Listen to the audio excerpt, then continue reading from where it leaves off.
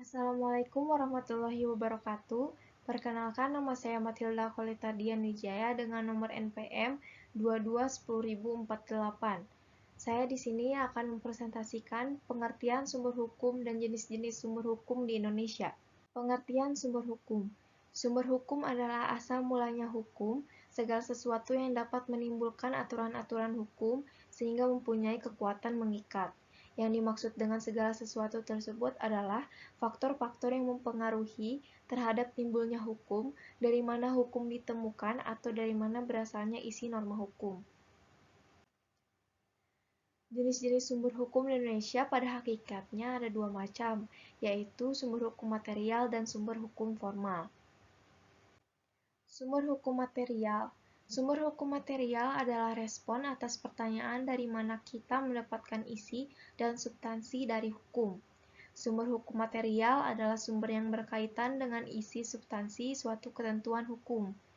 Lalu, sumber hukum material akan menyangkut aspek sosial, politik, ekonomi, dan sejarah. Salah satunya adalah faktor-faktor masyarakat dalam pembentukan hukum. 1. Kebiasaan atau adat istiadat yang telah mentradisi dan terus berkembang dalam masyarakat. 2. Keyakinan tentang agama atau kepercayaan dan kesusilaan. 3. Kesadaran hukum atau perasaan hukum dan keyakinan hukum dalam masyarakat. 3. Tata hukum negara. Dan 4. Sumber hukum formal. Sumber hukum formal yang ada di sini adalah yang sudah ada sekarang ini, dapat dijadikan bahan untuk menentukan isi hukum yang akan datang. Lalu selanjutnya, sumber hukum formal. Sumber hukum formal adalah tempat dari mana dapat ditemukan atau diperoleh aturan-aturan hukum yang berlaku yang mempunyai kekuatan mengikat masyarakat dan pemerintah sehingga ditaati.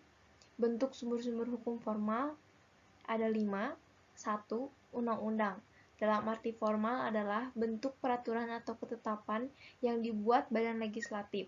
Lalu, dalam sumber hukum material adalah suatu peraturan yang isinya mengatur masyarakat atau daerah. 2. Kebiasaan adalah tindakan menurut pola tingkah laku yang tetap, ajeg, lazim, normal, atau adat dalam masyarakat atau pergaulan hidup tertentu. 3. Jurisprudensi adalah sumber hukum yang dibentuk oleh keputusan hakim. 4. Traktat adalah perjanjian yang diadakan oleh dua negara atau lebih. 5. Doktrin hukum adalah ahli-ahli hukum ternama yang berpengaruh dalam pengambilan putusan pengadilan.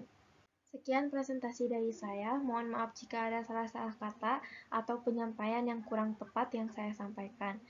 Wassalamualaikum warahmatullahi wabarakatuh.